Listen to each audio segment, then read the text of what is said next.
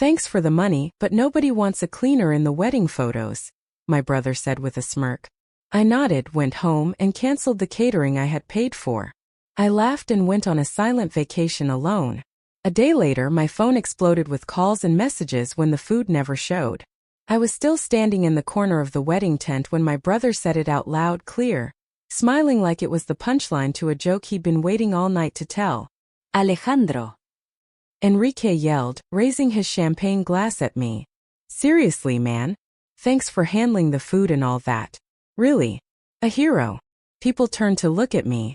I smiled uncomfortably, but he kept going, making a dramatic pause. Let's be honest, nobody wants a cleaner in the wedding photos. Silence and then uncomfortable laughter. His best man chuckled. His bride, Lucia, hid her face behind her wine glass. Some cousins stared at their shoes. One of Enrique's co-workers gave me a pitying look and turned away.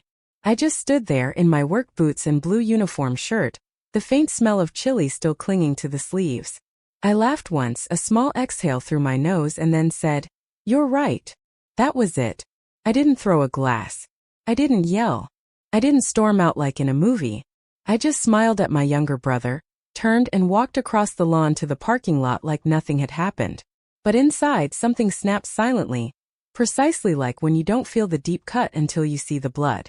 I sat in the car for a long time, watching people dance through the windows of the wedding hall. They looked like shadows under the string lights.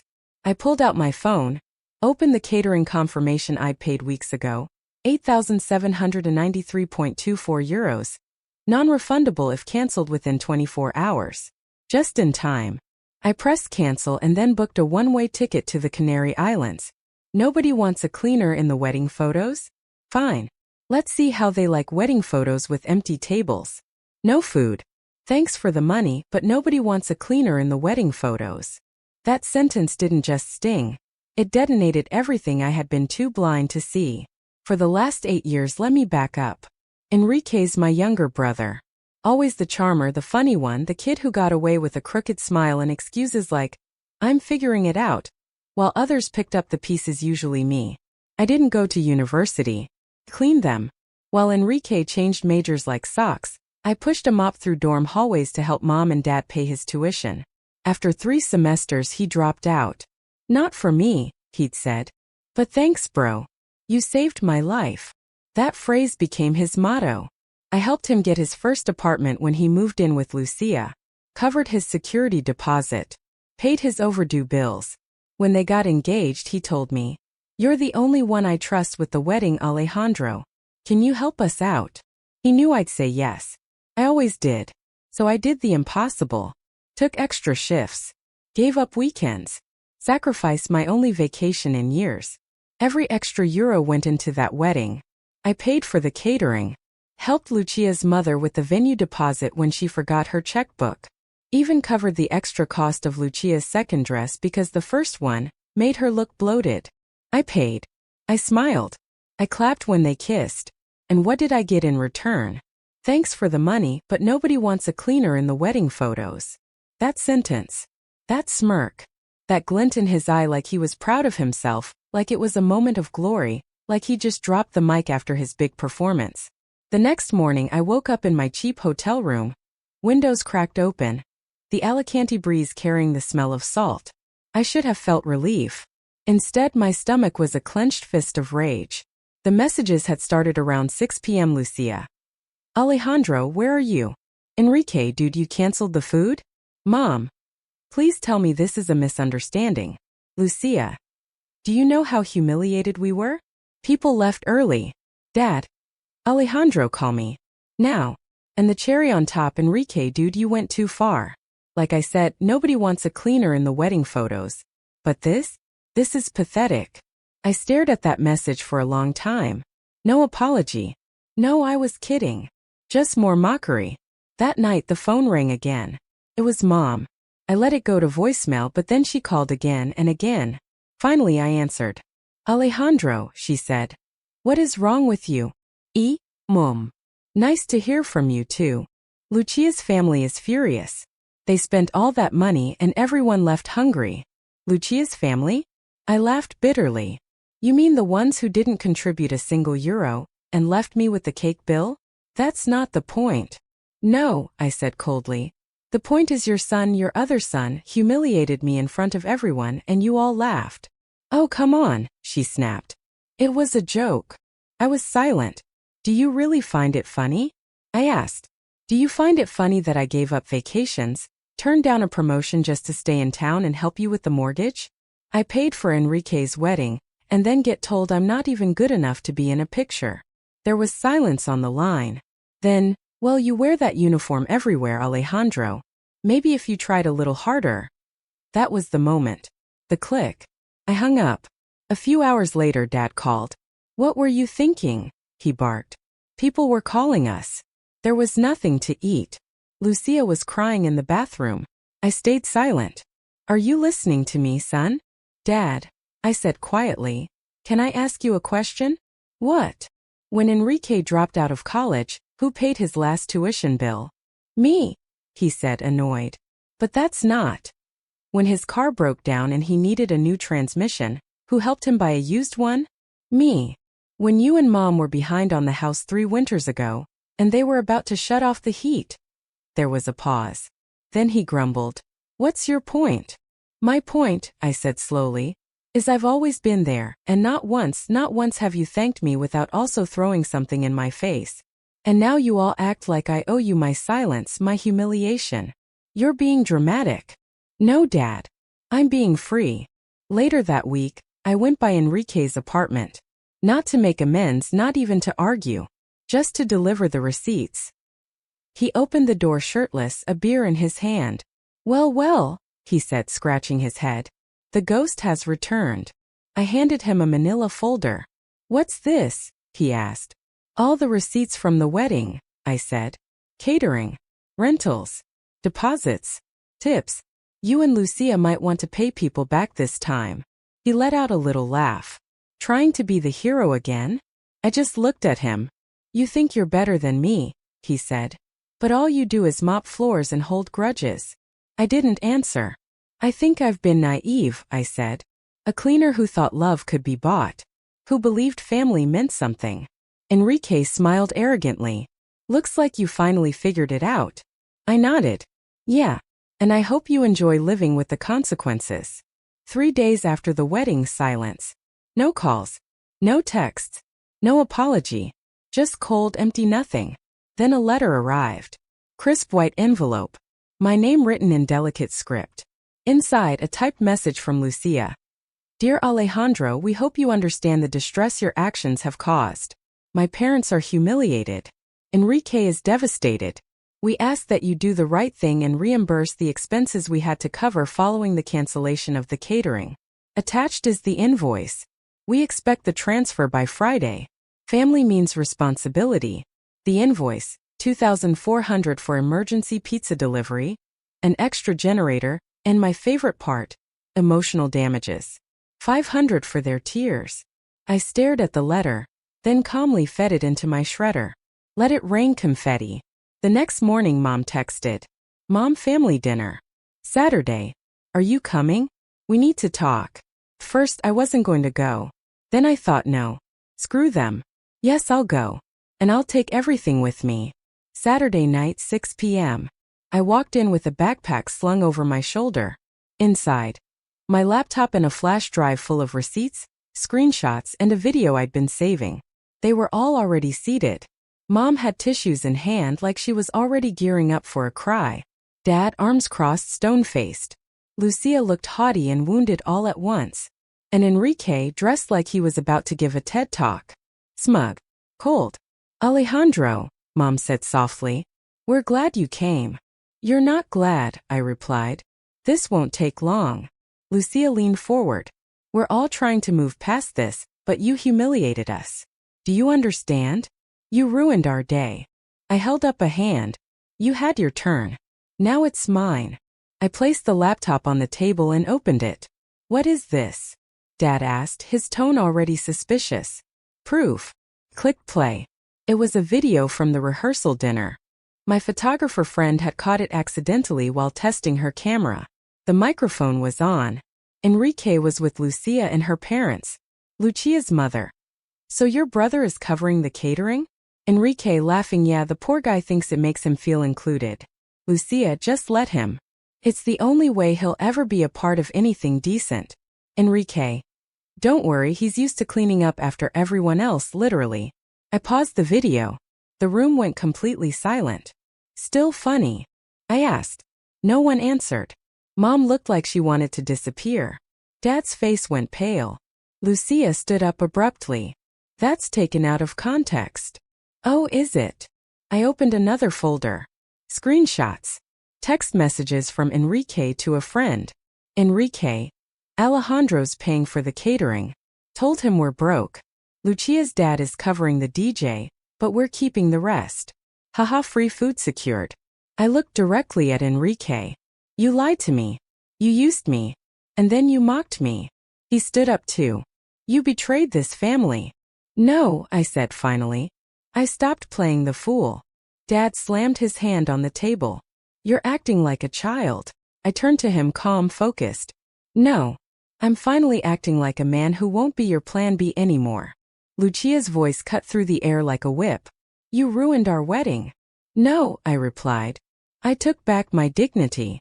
I grabbed my backpack. Before I left, I stopped at the door. Oh, and by the way, I sent that video to every guest at your wedding, including your boss. Enrique went rigid. Remember how you laughed about cleaners being beneath you? Let's see what HR thinks about that. Lucia put her hand to her mouth. You didn't. I did. And then I left. Not with rage. With freedom. Behind me, I heard Lucia start to cry. And for the first time in years, I felt absolutely nothing. The family implodes and someone unexpected reappears. I didn't go home after I left that dinner. I drove to the edge of the Valencian coast, parked the car, sat on the hood, and just stared out at the ocean. For the first time in my life, I wasn't responsible for anyone but myself. The waves didn't need anything from me. They just existed. I could have stayed there forever. Until my phone started blowing up again. 27 missed calls. 9 voicemails. A text from Lucia's mother calling me a classless disgrace. Another from Dad. You've shamed us beyond repair. But the best one. Enrique. As far as I'm concerned, you no longer exist. You'll regret this. I read it 3 times, smiled, and deleted it. No anger. Just relief. What I didn't expect was the public reaction. Apparently, someone at the wedding caught the tail end of my speech on video. Uploaded it to TikTok. The audio of me saying, I took back my dignity went viral. Day 3 trending. Most satisfying real-life moment I've ever seen. Dude's a cleaner but just mopped the floor with his whole family. Even El Paste met me, asking for the full story. I ignored it all. Didn't need the validation. But damn, it felt good. By Thursday, things had calmed down. And that's when Clara texted. Clara. My ex. We dated for 2 years back when I was still trying to earn my family's approval. She left because she couldn't stand to watch me let them walk all over me. Clara. Saw the video. Never been so proud of you. Always knew there was fire in there. They just buried it. We met for coffee 2 days later. No expectations. No awkward tension. Just 2 people who survived the same storm and were finally stepping out into the sun. I left because I couldn't stand how they treated you, she said quietly, stirring her latte. I always hoped you'd see it yourself. I did, I replied. Finally. She smiled. So now what? I don't know, I said. But for the first time, it'll be my decision. Back home, everything was burning. Lucia left Enrique. Dumped him 3 days after the video went viral. Apparently, her parents told her he was an embarrassment to their reputation. Enrique texted me 2 words, you won. I didn't reply. And then came the surprise I didn't expect. Raquel, my cousin, texted. Raquel. I'm done with them too. You inspired me. Just signed the lease on my own apartment. She was always the quiet one at family gatherings.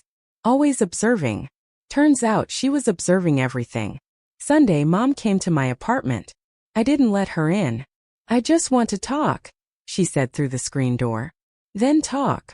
Her voice trembled. You broke the family, Alejandro. No, I said. The family was broken long before I stopped fixing it.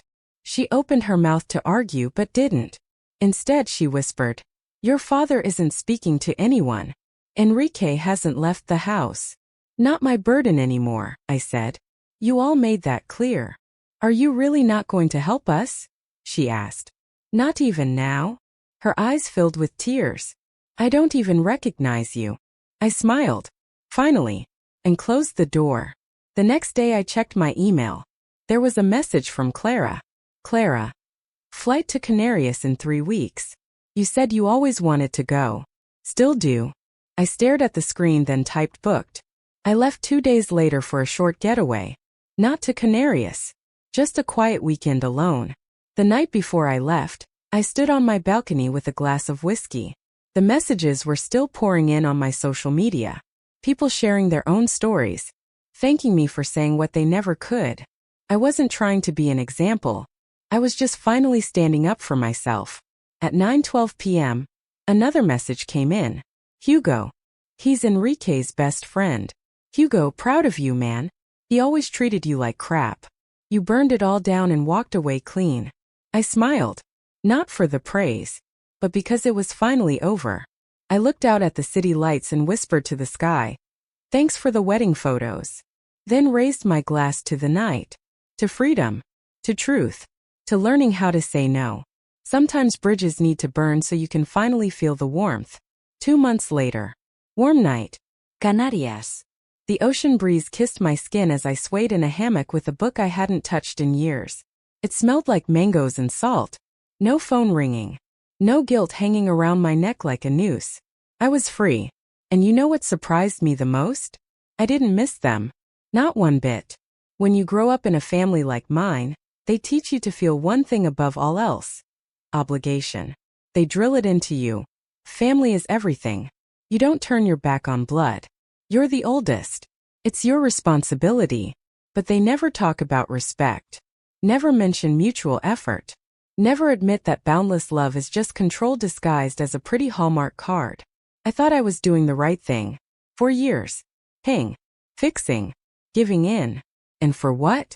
To be called a cleaner at my brother's wedding? To be cropped out of photos and then asked to pay for the dessert? No. Never again.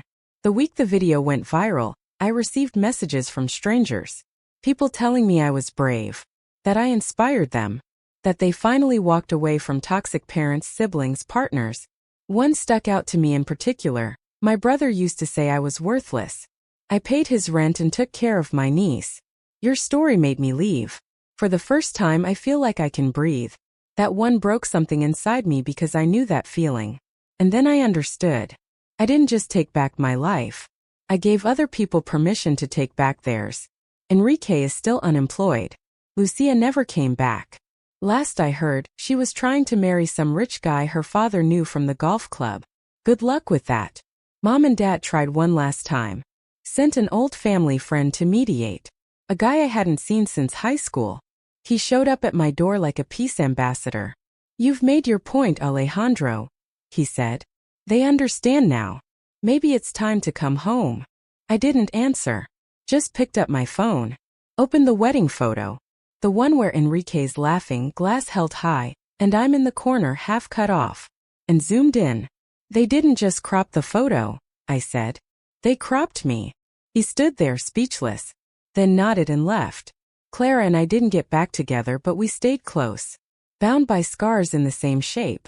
Clara came to visit me once in Canarias. We drank rum on the beach and talked until sunrise.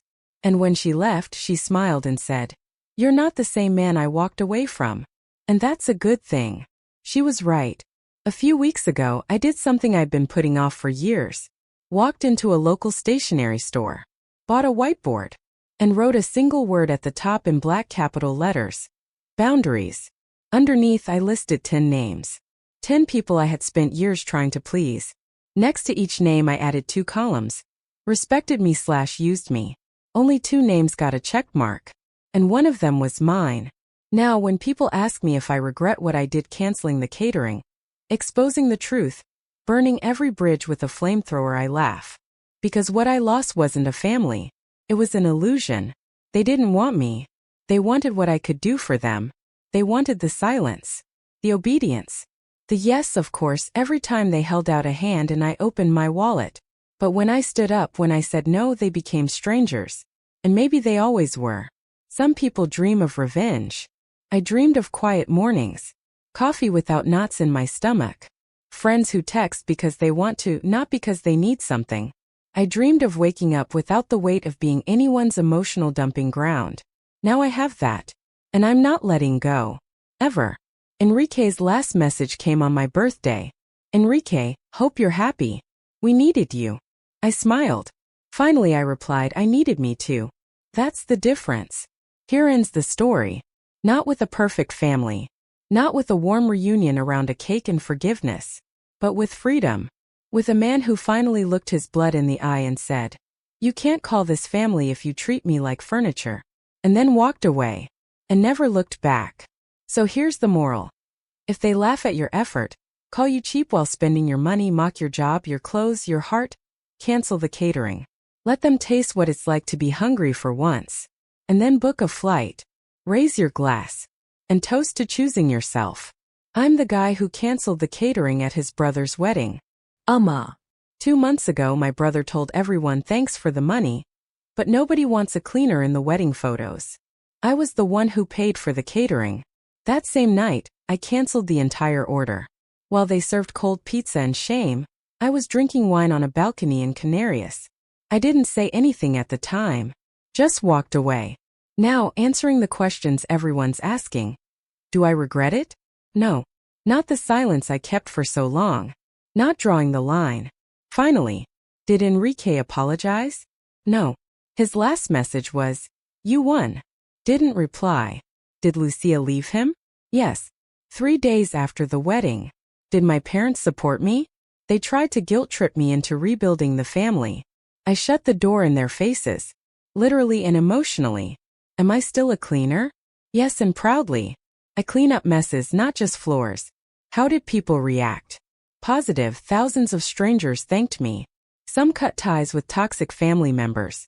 One woman wrote, "Because of you, I stopped being the family bank." Negative. Others called me heartless. Said I ruined a wedding, not just a moment. A few quoted Bible verses at me. One said, "You'll regret it when your parents are gone." I won't. I said my piece. I moved on. But one question still hangs in the air. If you spend your whole life cleaning up other people's messes, who are you when you stop? Still figuring that out. And for the first time, I'm okay with not knowing.